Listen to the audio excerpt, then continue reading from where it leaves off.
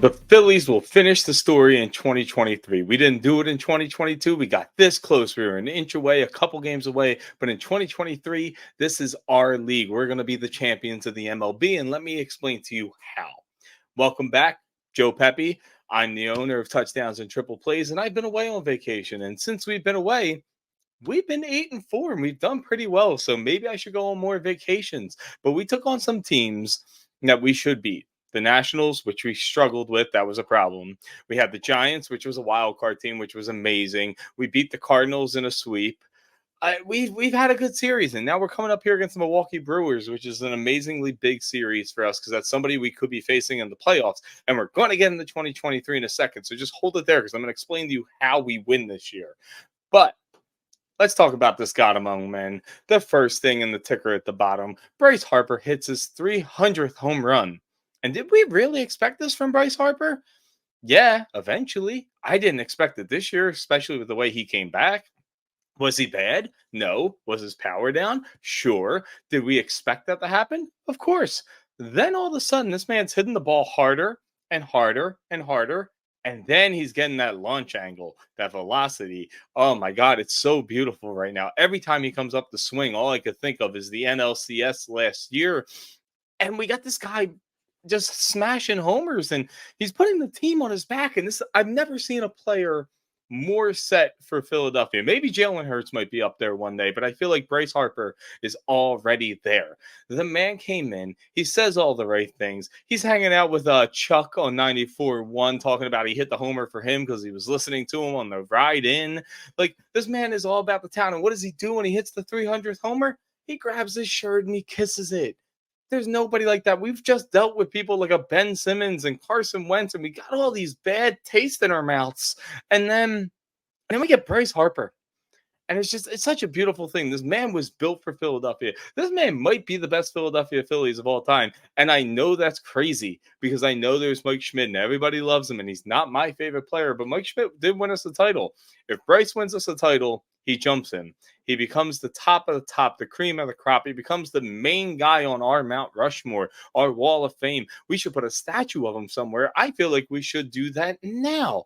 Make him a Superman statue. Put him in a Superman costume. We got the Major League statue. We could put like 6 or 7 statues of him because there's so many iconic moments with him and so many iconic ways that they just celebrate. And it's amazing. And I love the fact that we celebrate the way we do because right now, it's even bringing Trey Turner into the mix. Now, we've all talked about the standing ovation, and he might have had one of the hottest August I have ever seen. And I mean, like, hotter than the sun, hotter than Arizona. Like, it is just hot. This man is crushing the ball. He's hitting homers. He's hitting double home run games. He's getting doubles. He's winning games for us. He's making plays in the field. He's a whole different man. He's changed, and we've talked about that enough. But the thing about Trey Turner is he's so stoic usually. And he's even getting involved. He's playing around with the daycare. He's loosening up, and that's a good thing because, like, imagine that we come out of this trade deadline that just passed a few, weeks back, and we're like, okay, we got Michael Lorenzen, that's great. No, that's not all we got. We got Michael Lorenzen, beautiful. We got Bryce Harper's home run bat back, incredible, and then we got Trey Turner playing the way he was supposed to be playing. And if you could tell me that any team could add Bryce Harper at his peak and Trey Turner at his peak, you can't beat him. You can't stop him. There would be nobody who could stop him. The only thing that could slow us down is our pitching.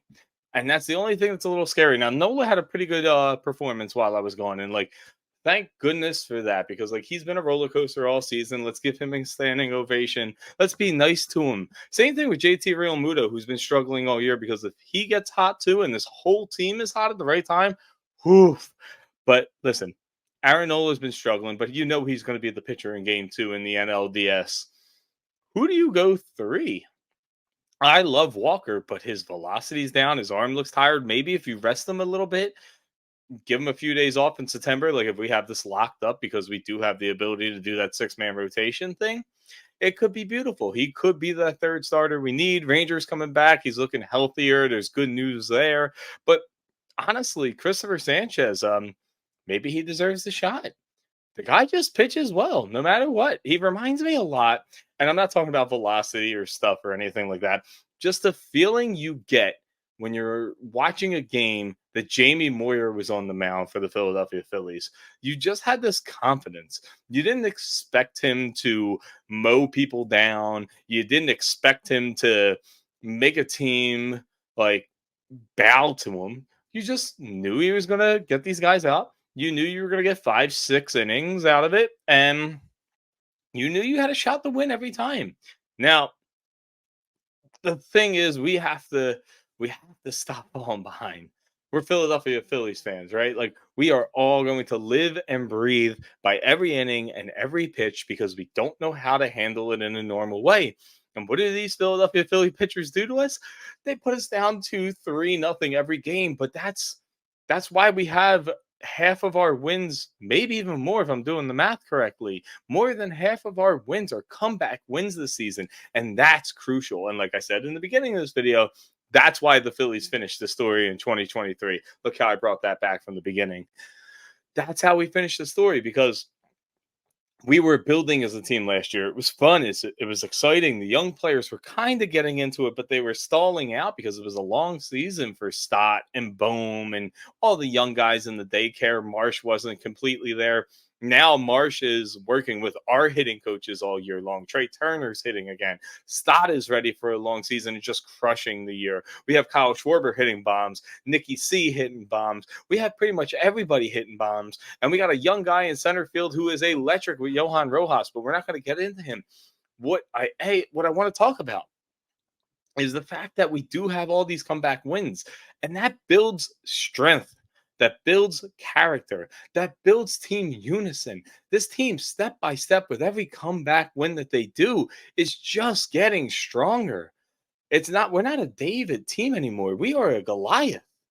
In my opinion, we're in a Goliath. And if our pitching just gets a little bit closer to what it was in June, we are going to be unstoppable. But this team is just building character. And that is super important with this team. And it's important for the fans. We do 162 games with these people, 80 something at home. Like we live and die by them. We're building on them. Yeah, last year it was great. We were learning all these young guys. They're family now. Like it's like we're sitting down to Sunday dinner and we're all eating 19 plates of pasta together now because these are the type of players that become legends, that become family to us because they have the personality, they have the big bats, and oh yeah, they keep coming back and winning. So every time we think we're out, they build another piece of a foundation in our heart. And I love that for us because we deserve that. We deserve that type of winner. And last year, like I said, we were this close. This close. One game different in that series, and I think we win that series. Like I you can't tell me otherwise. I know that we needed more than one win to actually win the series for people that are going to comment below. But what do you think? Do you think this 2023 Phillies team is better than the Philadelphia Phillies in 2022? Who do you think is the worst matchup for us? Because honestly, I think the best matchup for us in the beginning of the playoffs is the team we're about to play tonight, tomorrow. I think it's a 3-game series, Milwaukee Brewers. I mean, I think we got a better shot against them. The Atlanta Braves are going to be tough because they're playing well, but they're playing all their starters and they're not resting as much as we are and mixing and matching the lineup. And you could hate that. You could love it. You could say Topper's an idiot. You could say he's great.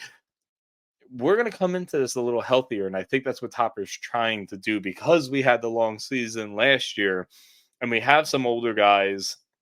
We have Harper coming off the injury. And we have people like JT Realmuto who have to figure it out.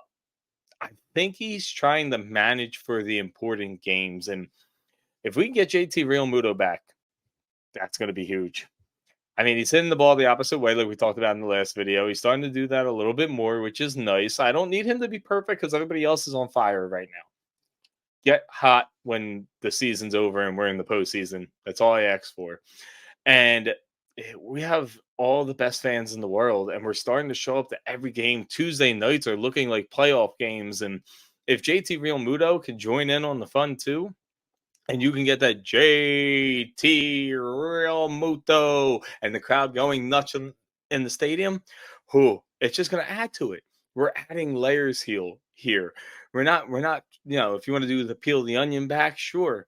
But we're not peeling the onion. We're not losing. We're building a foundation here. we're a team that's got a chance to do something amazing. And I think this is when we finish the story. And yes, I'm a wrestling fan, so I'm Cody Rhodes in this entire thing. But we are going to finish the story, and we're going to probably finish it here in Philadelphia like Cody Rhodes would too. This town is ready to win. This team is ready to win. And I can't wait to watch them. So please, welcome back. I'm sorry I went on vacation. I needed a break. But I'm back. The Phillies are playing the Brewers this weekend. It's going to be amazing. And then we're into September where we have a nice easy schedule. So let's come together. Comment on this. Tell me who you think we should be playing in the NLDS, the wild card, how you would like the playoffs to break down. But remember to like, comment, subscribe. Let's build a community here. And if you want to come on, even if you're just a fan, come on. Let's talk. I'm here to talk about the Philadelphia Phillies, and I want you to join me too. Now, we watched our guy Bryce Harper hit the 300th. We have the team ready. Let's get downstairs because I'm upstairs in my studio, as you can tell.